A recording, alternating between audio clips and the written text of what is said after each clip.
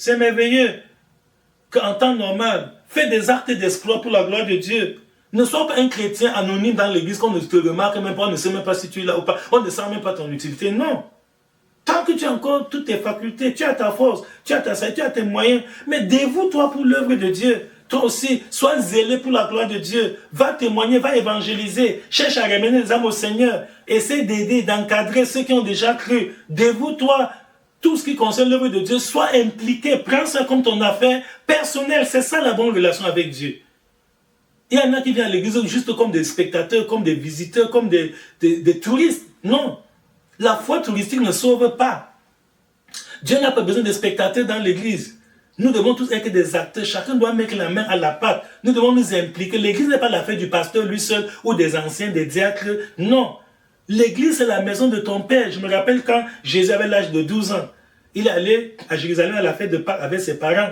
Et lorsque les parents sont rentrés, lui, il est resté au temple. Après 3 jours de marche, Joseph et Marie sont rendus compte que l'enfant n'était pas avec ses compagnons. Ils sont retournés à Jérusalem le chercher. Ils l'ont trouvé au temple, assis au milieu des docteurs de la loi, des scribes, des pharisiens, les grands connaisseurs de la parole de Dieu de l'époque. Il les interrogeait, il leur posait des questions, il répondait aussi à leurs questions. Et quand ses parents se sont dit que, mais pourquoi tu ne nous as pas... Il leur a dit, mais ne fallait-il pas que je m'occupe des affaires de mon père, mon frère, ma soeur? L'œuvre de Dieu, c'est l'affaire de ton père. Même si d'autres négligent, pour toi, prends ça à cœur. Dévoue-toi, mets-toi au travail. Aucun bienfait n'est perdu. Dieu est le rémunérateur de ceux qui le cherchent. C'est écrit dans Hébreux, chapitre 11, verset 6. Dieu est le rémunérateur de ceux qui le cherchent. Donc quand tu sais Dieu, même si personne ne te voit, Dieu va te bénir. Dieu va te rémunérer. Dieu va te récompenser. Le Seigneur a des bénédictions spéciales qu'il réserve à ceux qui prennent à cœur le salut des âmes.